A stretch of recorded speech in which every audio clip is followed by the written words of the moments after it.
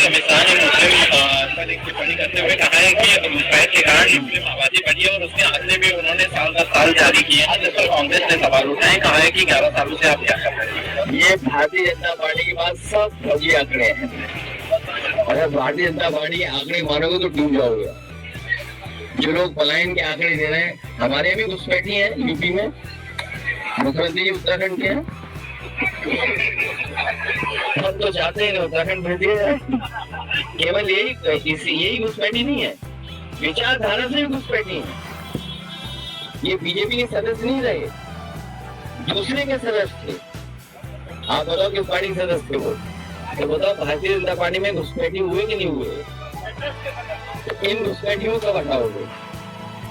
तालिबान के रक्षा मंत्री यहाँ पे आते हैं और पहले तालिबान को लेकर अफवाह स्वागत किया जाता है उनका, और इससे अलग कुछ ये नहीं कहना कि विदेश नीति का सवाल है, और भारत सरकार जो कहेगी वो होगा। ये जो कुछ हो रहा है वो भारत सरकार के अंतर्गत और पूरे प्रोटोकॉल के साथ हो रहा है। आप किसी भी सरकार का प्रोटोकॉल खत्म नहीं कर सकते। ये हमारे मुख्यमंत्री ना समझे, कुछ जानते ही नहीं है, इसलिए विधानसभा में कुछ कह रहे थे। वो वीडियो चल रहा है, अगर किसी का वीडियो तो हमें चला के दिखाओ तो हम कैसे दिखा दें। किसी के पास वीडियो हो तो है किसी के मोबाइल पर, जरा तो हम जरा प्ले करना चाहते हैं, क्योंकि हमारे मुख्यमंत्री को विदेश नीति का ही लेना देना नहीं है। और मुख्यमंत्री सदन में क्या कह रहे थे, ये विदेश मंत्री तो नहीं है, ये विदेश मंत्री तो नहीं है।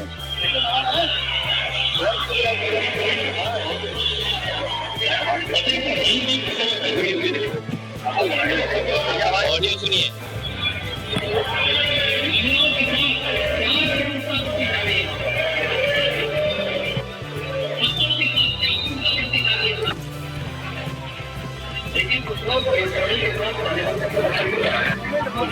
बेशर्म कह रही है।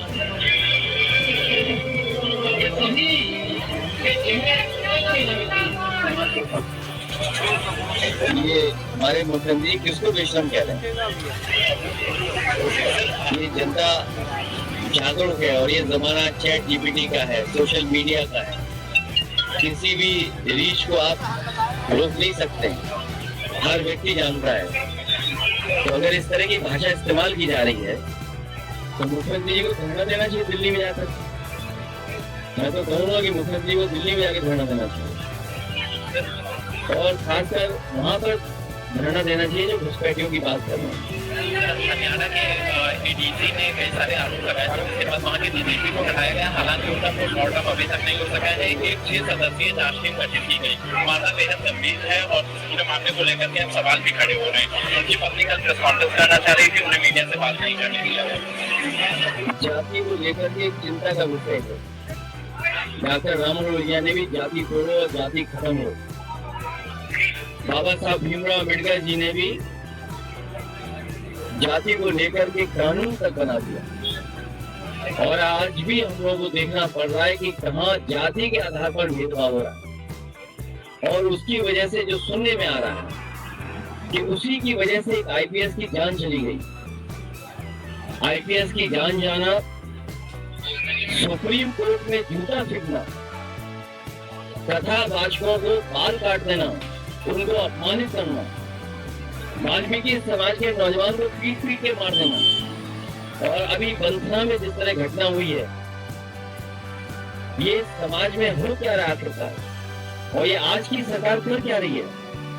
आखिरकार सरकार केवल पॉलिटिकल काम कर रही है, जनता को न्याय नहीं दे रही है, जनता के दुख को नहीं समझ पा रही। इसीलिए आने वाले समय में आप देखेंगे कि पीडीए के लोग जागरूक हो चुके हैं, और आज के दिन जब डॉक्टर राम लोहिया को हम लोग याद कर रहे हैं, उनकी सख्त क्रांति को याद कर रहे हैं, तो संकल्प लेते हैं कि पीड़ित समाज को सम्मान दिलाने के लिए राजनीतिक और आर्थिक रूप से उन्हें गैर बराबरी से निकालने के लिए हम लोग जन जन में जाकर के, जनता के बीच में जाकर के समर्थन लेकर के सरकार बना करके पीडीएस समाज को और सामाजिक न्याय के राज की स्थापना के लिए हम लोग संकल्प लेते हैं। इन्हीं शब्दों के साथ सबका साथियों को बहुत बहुत धन्यवाद देता हूँ। तो से वंचित लोगों को उनको आर्थिक और सामाजिक सम्मान कैसे दिया जाए, सामाजिक और आर्थिक रूप से उन्हें बराबरी का सम्मान कैसे